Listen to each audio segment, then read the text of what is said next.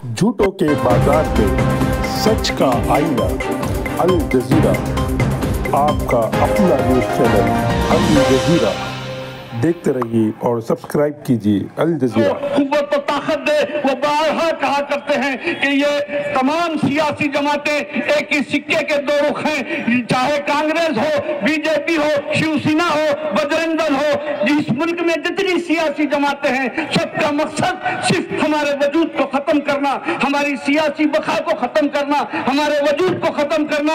हम में सियासी शऊर पैदा ना हो, हमारे बच्चे तालीम याफ्ता ना हो, हम माशी तौर पर तरक्की न कर सके, हम बेघर बेसरो सामानी के आलम में जिंदगी गुजारे। इन तमाम सियासी जमातों का मकसद यही है। आप बताएं कि कांग्रेस, शिवसेना और एनसीपी तीनों मिलकर बीजेपी को खत्म करने की बात करते हैं, लेकिन आपके शहर औरंगाबाद में भले ही दोनों सीटों पर बीजेपी कामयाब हो जाए, लेकिन उन्हें गवारा है, लेकिन आपकी सियासत को मजबूत होना गवारा नहीं, आपकी सियासी कुव्वत बनना उन्हें गवारा नहीं।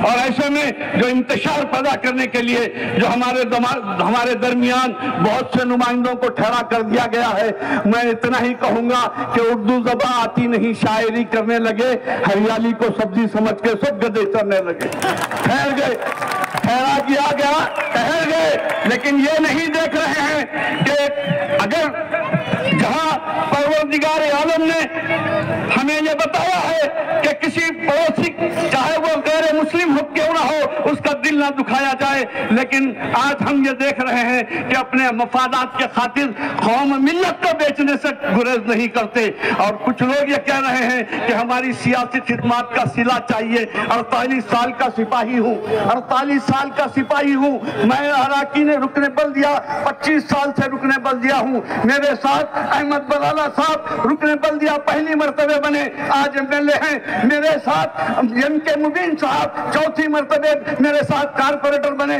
आज रुकने असेंबली है।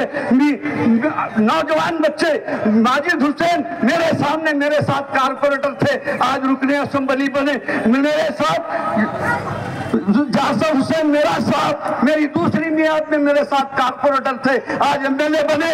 मगर मेरे माथे पे जरी भी जुम्बिश नहीं है, इसलिए कि परवरदिगार ने मुझे जो जिम्मेदारी दी है, मैं उसका बहुत खूबी पूरी दियानतदारी से निभाऊं और कौम मिल्लत के लिए खिदमत करना मेरा मकसद है। जमात का सिपाही ऐसा होता है, 10 साल 2 मरतबे मौका देने के बाद आज फिर सिला मांगते हो।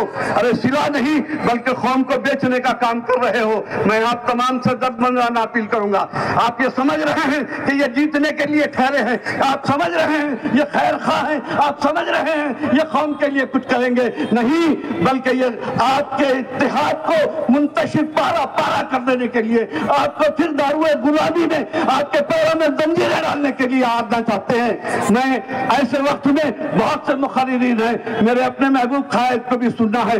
मैं आप तमाम से दर्दमंदाना अपील करूंगा कि नाइंसाफी का बलवा करने वालों को बताओ कि अभी तुम अंडे में की जर्दी हो, अभी तुम्हारा कोई ऐसा काम नहीं है जिससे कि कौम तुम पर कुर्बान हो जाए। मेरी क़ियादत किसे कहते हैं? इताअत अमीरी जानते हो?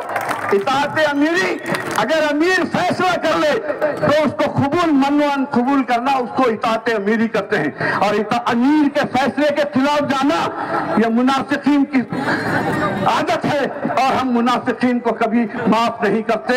अल्हम्दुलिल्लाह जिस तरीके से हालिया पार्लिमानी इलेक्शन में इस हल्के से 96,000 वोट मिले थे, मुझे उम्मीद है कि आपके इत्तेहाद पर और आपके कामिल मुनज़्ज़म तरीके से आपने जो आगे बढ़कर हबीब मिल्लत के जलसे से जोश वलवला पाया है, इंशाअल्लाह 1,25,000 वोट इस हल्के से लेंगे और अपने महबूब कायद को ऐवान असेंबली में भिजाएंगे और बता देंगे कि बातिल से डरने वाले ऐ आसमान ही हम 100 बार कर चुका है तू इम्तिहा हमारा, तेगों के साए में हम पल कर जवा हुए हैं, आसान नहीं मिटाना नामो निशा हमारा। शुक्रिया खुदा।